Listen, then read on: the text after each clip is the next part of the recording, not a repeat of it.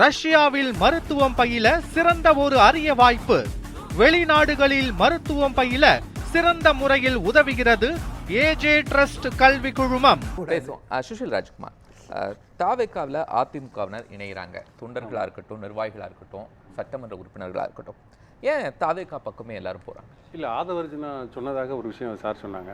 அதாவது இப்போ இருக்கிற அந்த தாவேக்காவை புதிய அதிமுகவாக அதிமுககாரங்க பார்க்குறாங்கன்னாரு.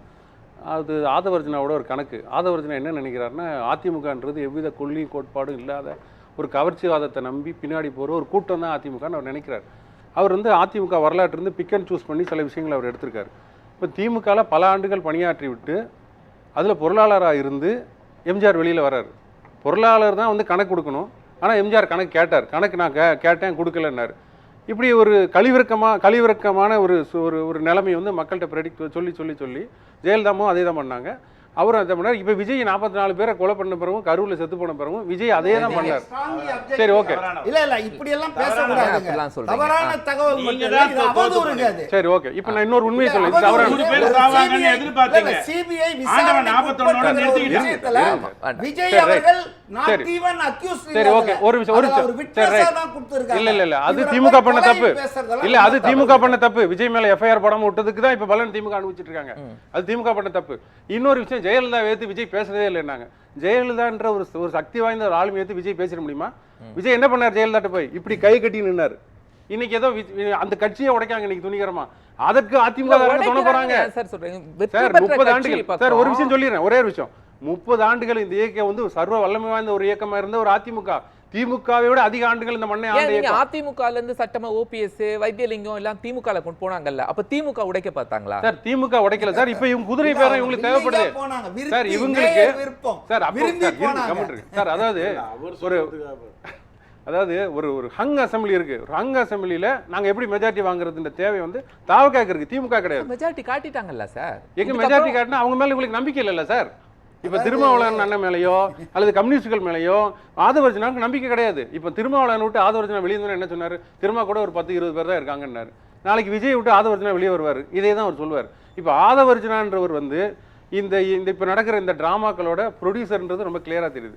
டைரக்டர் யாருன்றது போக போக தெரியும். இந்த டிராமா எல்லாம் இவர் நடத்திட்டு இது குறிப்பா அவரோட மாமியாரை கொண்டு போய் அதிமுக சேர்த்து அந்த அதிமுக என்ற கட்சி அந்த நிறுவனத்தையே கைப்பற்றதுக்கு ஆதவர்ஜுனா முயற்சி பண்றாரு. இதற்கு இந்த அதிமுக சில பேர் துணை போறாங்க. எப்படி துணை போறாங்கன்னா, 30 ஆண்டுகள் சிறப்பாக இந்த மண்ணை ஆண்டதாக அவர்கள் கிளைம் பண்றாங்க. அதுல பாதி உண்மை இருக்கு, நம்ம இல்லைன்னு சொல்ல. விமர்சனங்கள் நம்ம வைக்கலாம், திமுக காரங்க வைக்கலாம், எல்லாரும் வைக்கலாம்.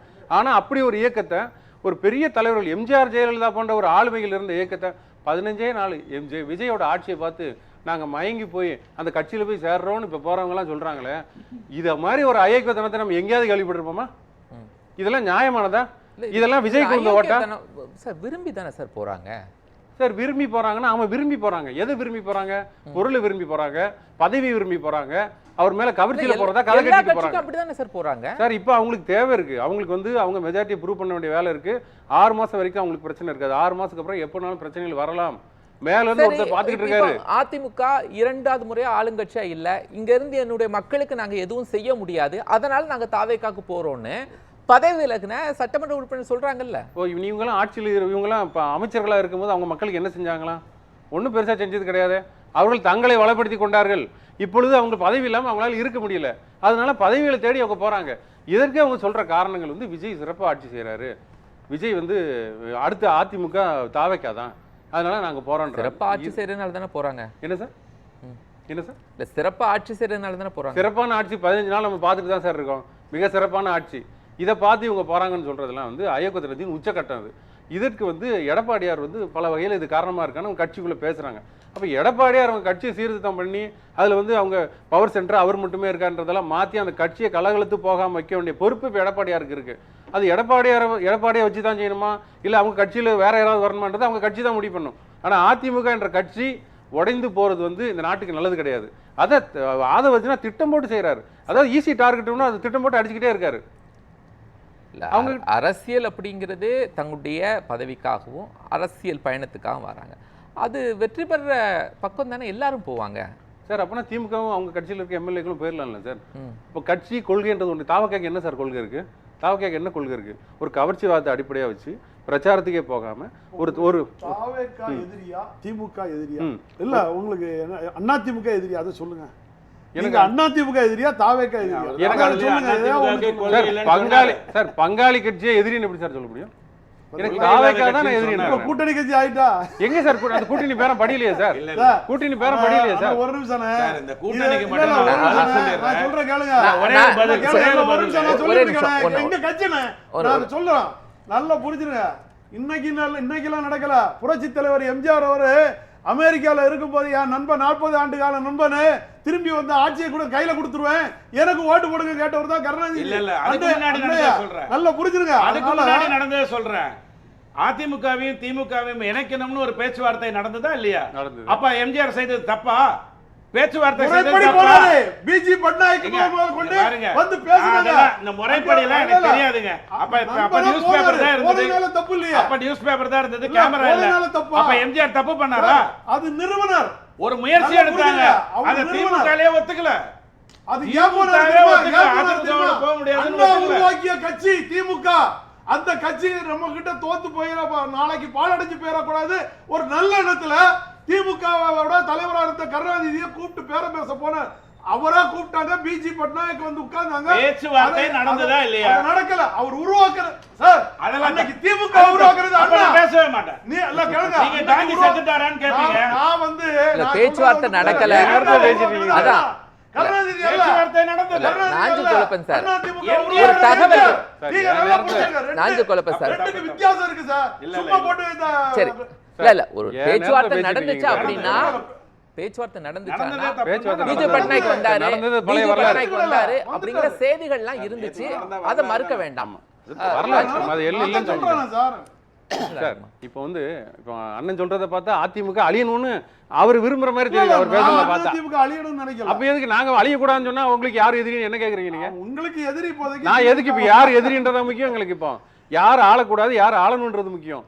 இப்படி ஒரு கூடாதுன்னு சொல்ல வேண்டியது ஆள வேண்டியது மக்கள் தான். மக்கள் உங்களுக்கு ஓட்டு போட்டுருக்காங்க சார். மக்கள் அதிமுக ஓட்டு போட்டுருக்காங்க சார். மக்கள் அதிமுக ஓட்டு போட்டுருக்காங்க, திமுக ஓட்டு போட்டுருக்காங்க, பிஜேபிக்கு எல்லாருக்கும் தான் ஓட்டு போட்டுருக்காங்க, தாவக்கே ஓட்டு போட்டுருக்காங்க. யாரும் மறுக்கலையே.